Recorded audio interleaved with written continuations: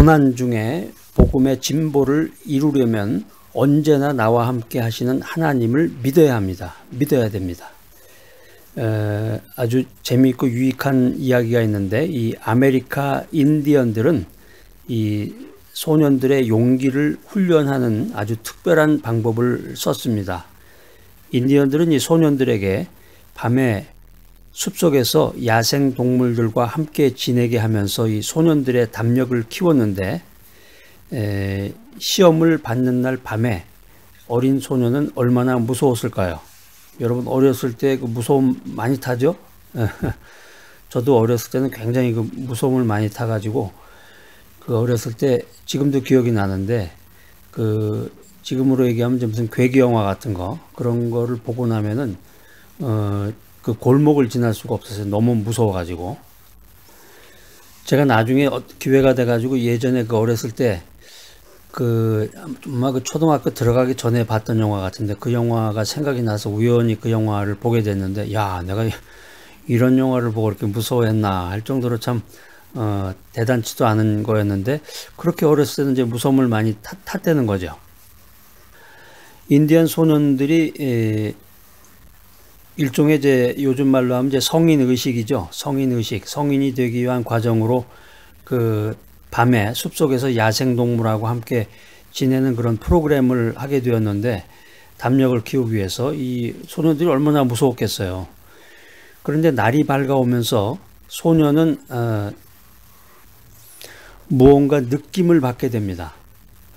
소년들이 숲속에 들어가서 이제 야생 생활을 하는 거예요. 근데 그 숲속에는 야생 동물들이 많기 때문에 언제 어디서 무슨 공격을 받게 될런지 모르는 가운데서 이제 밤을 지새야 되겠죠. 거기서 잠을 잤다가는 뭐 무슨 일이 생길지도 모르는 거고.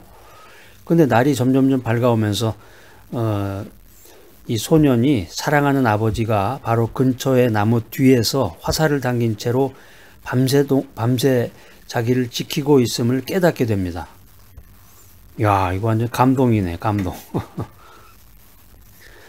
아들을 숲속으로 보내고 숲속에서 야생동물하고 밤을 지새우게 했던 그 아버지는 아들 몰래 아들에게 위험이 닥치지 않게 하려고 밤을 새운 거예요. 아버지가 밤을 새우고 있었던 건데, 언제 어디서 뭐 그 야생동물이 뭐 미리 예고하고 오는 것도 아니고, 나 지금 1분 후에 내가 물어뜯을 거야 하고 오는 거 아니잖아요. 갑자기 소리를 내면서 오는 거기 때문에 아버지가 계속 밤새도록 밤을 자지 못하고 화살을 이렇게 시위를 당기면서 준비를 하고 있었던 거란 말이에요.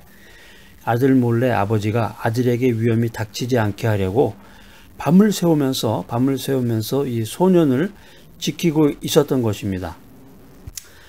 우리 인생도 마찬가지예요. 고난 중에 이 복음의 진보를 이루려면은 하나님께서 언제나 나와 함께 하신다, 이걸 믿어야 되는 거죠. 하나님께서 언제나 나와 함께 하셔서 눈동자와 같이 나를 지키시고 독수리가 새끼를 보호함 같이 나를 보호하신다, 이 사실을 믿어야 되는 거예요. 여러분 예전에 그 서커스 한번 보셨나 모르겠습니다.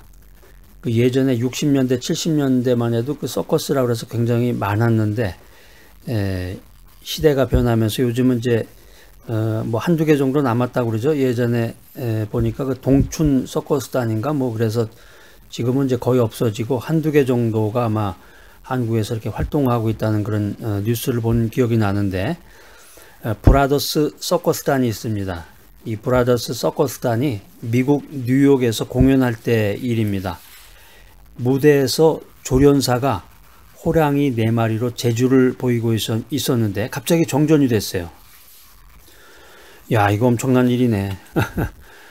호랑이가 무슨 뭐 저기 고양이도 아니고 호랑이가 한 마리도 아니고 4마리를 데리고서 조련사가 제주를 보이고 있었는데 갑자기 정전이 됐다고 상상을 해보세요, 여러분. 어떤 일이 일어날 건지. 관중들은 조련사가 호랑이의 공격을 받으면 어떻게 할까 두려워하면서 숨을 죽이고 있었는데,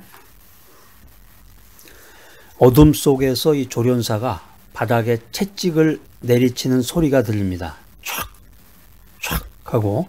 그러다가 불이 들어왔는데 조련사가 이 4마리의 호랑이와 함께 조금도 흐트러짐이 없이 의연하게 그 자리에 서 있는 모습을 보고 사람들은 안도의 숨을 쉬면서 박수를 치게 됩니다.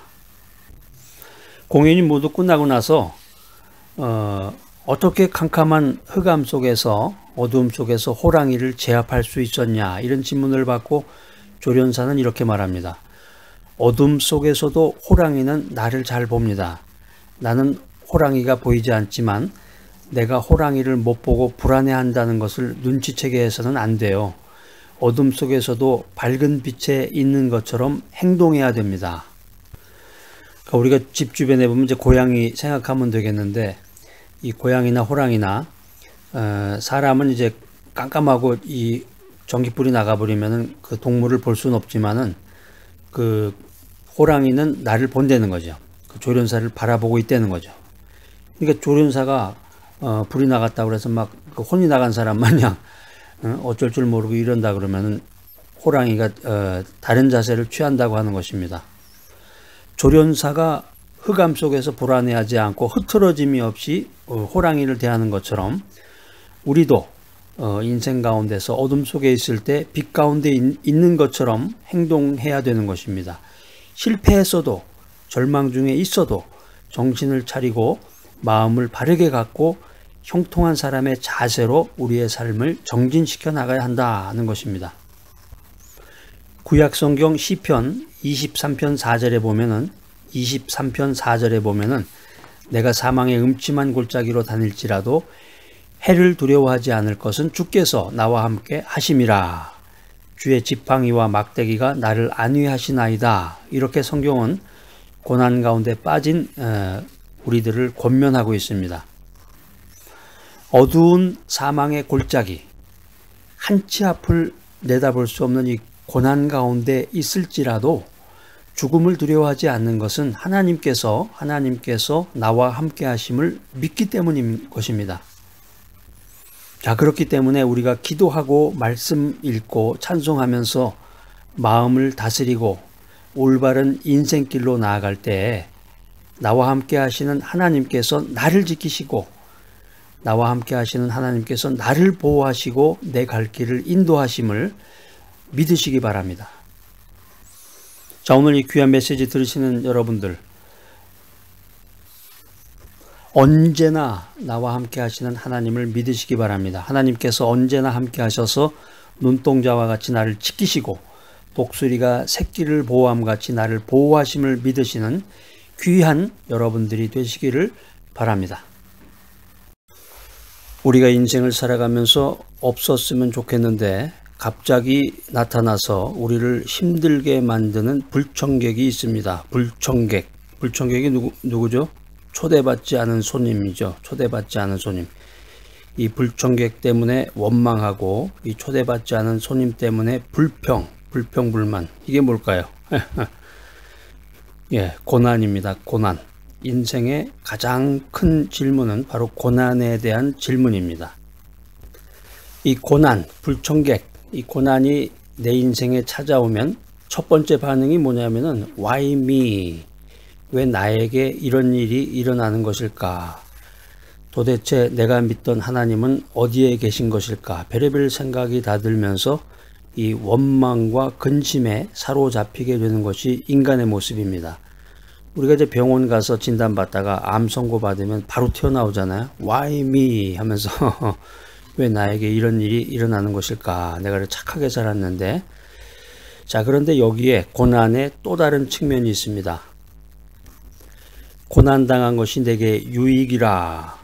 고난이 유익이라고 말하고 있습니다. 고난당한 것이 내게 유익이라. 이로 말미암아 내가 주의 율례들을 배우게 되었나이다. 이게 성경의 구약성경 시편 119편 71절에 나오는 말씀인데, 여러분 한번 성경을 찾으셔서 이렇게 언더라인을 밑줄을 한번 쫙 하고 이렇게 거놓으시기 바랍니다.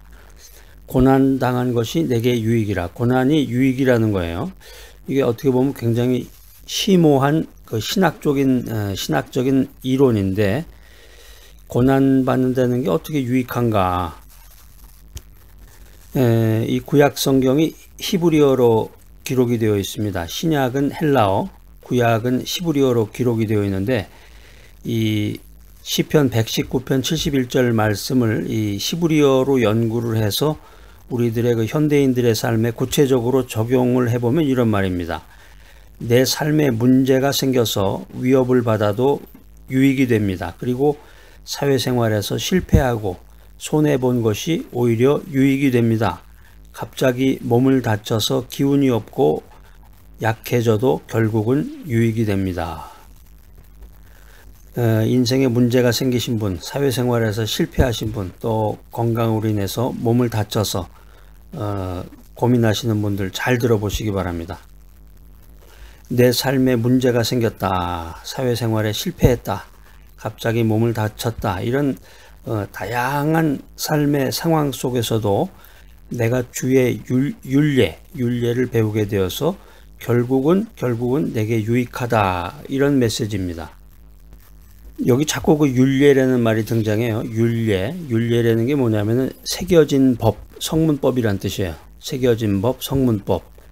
그러니까 고난 당할 때 그리스도의 흔적이 성문법처럼 내 마음속에 새겨진다. 이렇게 시편 기자는 우리들에게 말하고 있는 것입니다. 우리가 영적으로 생각해 보면 우리가 인생길에서 고난을 당할 때 이 말씀의 흔적이 내게 남아서 존귀하신 주님의 뜻을 깨닫게 되는 것입니다. 그래서 이 성경 말씀은 고난이 유익하다 이런 말씀을 하고 있는 것입니다. No cross, no crown. No cross, no crown. 십자가가 없으면 부활의 영광이 없다. 다시 말하면 고난이 없으면 상급이 없다, 이런 말입니다. 성경 말씀은 모든 것이 합력해서 선을 이룬다고 말씀하고 있습니다. 그래서 고난이 찾아오면 상급이 있다는 것을 빨리 깨닫고 그 고난을 잘 이겨나가야 됩니다. 신약 성경 빌립보서 1장 12절 말씀입니다. 여러분 한번 성경 찾으셔서 한번 다 같이 읽어보시기 바랍니다. 한 목소리로 시작. 형제들아, 내가 당한 일이 도리어 복음 전파에 진전이 된 줄을 너희가 알기를 원하노라. 사도 바울 선생님이 이런 말을 했습니다. 그 빌립보 교회에 있는 그 지인들한테 내가 당한 일이, 엄청난 일 당한 거예요. 이게 억울한 일도 당하고 모함도 받고 음모도 당하고 무시도 당하고 억울한 일을 당했는데 이 모든 사도 바울이 당한 일이 결국에 가서는 복음 전파에 진전이 됐다는 거죠. 복음의 진보. 여기서 나오는 그 당한 일, 나의 당한 일이라고 하는 것은 사도 바울이 로마 감옥에 갇히게 됐다는 것입니다. 구체적으로 말해서 사도 바울이 로마 감옥에 갇히게 됩니다. 진전이 된 이 말은 비난과 박해 속에서도 계속해서 앞으로 전진한다고 하는 말입니다. 이게 어떻게 보면 난센스 같은데 사도 바울이 이제 교회 일을 하다가 주님의 일을 하다가 복음을 전하다가 감옥에 갇히게 됐는데 감옥에 갇힌 것을 즐거워하는 거예요. 감옥에 갇히게 돼서 오히려 잘 됐다. 이게 무슨 얘기냐면은 역사적인 그 백그라운드를 좀 살펴봐야 되는데 역사적인 백그라운드를 보면 이제 그때 당시에 로마에는 1000명을 단위로 9개의 그 보병대로 구성된 궁정수비대가 있었습니다. 이 궁정수비대의 그 주요 미션 중에 하나가 죄수를 감시하는 거예요. 죄수. 그래서 윤번제로 돌아가면서 죄수를 감시했는데 이 감시 방법이 아주 스페셜합니다. 죄수와 간수를 같은 사슬에 묶어둔 겁니다. 그래서 사도 바울은 자신의 투옥으로 인해서 불안해하는 이 빌립보 교인들을 위로하고 격려합니다. 사도 바울은 자신이 감옥에 갇힌 게 간수들과 로마 군인들에게 복음을 전할 수 있는 절호의 찬스다, 절호의 기회다, 이렇게 생각하면서 이 복음의 진보가 이루어졌다고 고백하고 있는 것입니다. 자, 아주 대단하신 분이에요. 사도 바울은 정말 보통 사람하고 이 차원이 다르고 생각이 다르고 정말 그 영적으로 성령 충만하신 분인데 이 사도 바울은 감옥에 갇혀서 환경을 두려워하지 말아라. 어떤 상황 속에서도 기뻐하라 이렇게 우리들에게 말하고 있습니다. 그리스도를 위해서 살아라. 그리스도를 위해서 살아라. 고난 중에 믿음의 진보, 복음의 진보, 상급의 진보를 이뤄내라. 이뤄내라. 이렇게 우리들에게 강력한 메시지를 전하고 있는 것입니다. 자, 이 귀한 메시지 들으신 여러분들, 멍한 상태로 그냥 하루하루 지내지는 않으시는지요? 주일이 되면 그냥 간신히 교회 출석하는 것으로서 자기 임무를 다했다고 생각하는지 모르겠는데, 오늘 이 메시지 들으시면서 여러분 도전을 받으시기 바랍니다. 사도 바울은 복음을 전하다가 감옥에 갇혀서 억울한 일을 당하게 되는데도 불구하고 환경을 두려워하지 말아라. 어떤 상황 속에서도 기뻐하라. 기뻐하라. 이렇게 우리들에게 권면하고 있습니다. 여러분 이 메시지 들으시고 고난 중에 믿음의 진보, 복음의 진보, 상급의 진보를 이뤄내는 귀하고 복된 여러분이 되시기를 기대합니다.